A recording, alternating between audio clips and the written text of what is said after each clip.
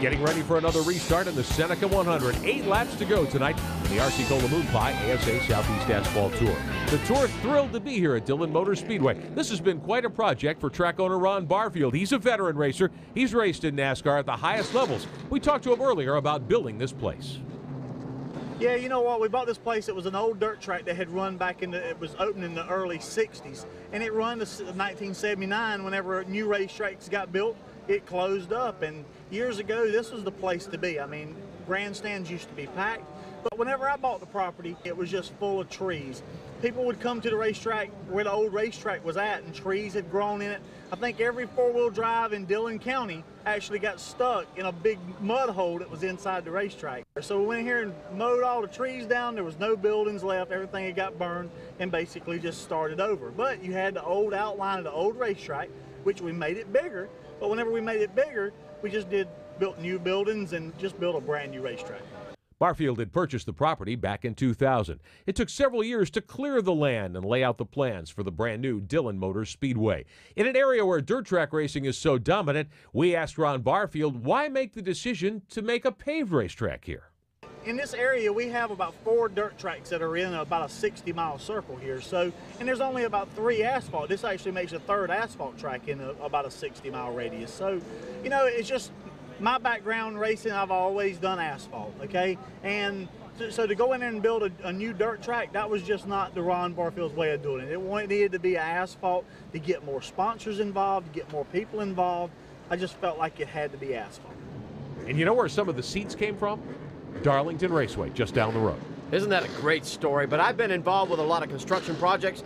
This would be one heck of a project for Ron Barfield. It is a beautiful little racetrack here, just off of I-95 in Dillion, South Carolina. Hope you get a chance to visit at some point. Back underway, 7 to go. Middleton, the restart leader. Peltier second in the 5, and he goes right up the racetrack in front of Satterfield. Yeah, and you're opening the door. Don't let Satterfield have that bottom groove, because we've seen too many times here tonight he takes advantage of it. Now, Jay Middleton had his hands full with Peltier earlier. All of a sudden, Middleton's really come to life again, and he drives away. It's funny how these race cars, if you go under caution, they'll cool the tires, cool the brakes, and either car will really go good afterward, or sometimes you'll even lose speed afterwards. Enterprise running order, top of your screen. Keep track of where your favorite driver is. John Bolin there in front of the race leader. Now a couple of laps down after having that problem about 30 laps ago. 3rd spot belongs to Satterfield in the black 40 car, but he's got his hands full with Jess Maddox, and here comes Chris Fontaine back in the 47. Took Peltier a couple of laps to get his tires going again. Looks like he's back on track. I think he might be able to run the 74 car down. John Bolin waving to the race leader, saying, "Go by me on the outside." With a couple of laps to go, Bolin doesn't want to have any part of causing problems for Jay Middleton. Middleton in the Redneck Pepper Chevrolet on his way to wax in the field tonight here at Dillion, South Carolina. Middleton was the fastest car in practice this afternoon. He started on the pole by virtue of the roll. But you know what? They knew what they had in the middle of the afternoon. All they had to do was race the racetrack here tonight to make sure they didn't dial themselves out, and they have done a very good job. Now, what about Preston Peltier? As we take a look a little further back, Fontaine and Elliott, they've been battling. They brought out a yellow earlier. They're fighting for 5th, 6th, and 7th there with Stephen McCurley. Peltier was right up on the back bumper of the 74 car. What's happened to him? It's so easy to burn your tires up, Rick. You get an opportunity to say, man, I can run this guy down. I've got a chance. And we watched a good, long 20-lap run where he was all over the bumper of him. But you can do a lot of work on those tires, and there's just nothing left for him to grab. Jay Middleton's wife cheering her husband on, hoping for a victory tonight here in Dillion, South Carolina. White flag is in the air. Jay Middleton has led all 99 laps so far. Peltier with one final shot at the race leader.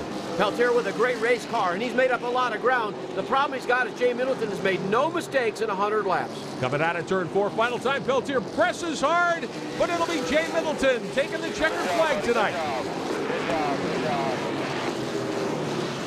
Hugs all around. Jay Middleton is your winner in the Redneck Pepper 74 here in the Seneca 100. What a dominant run.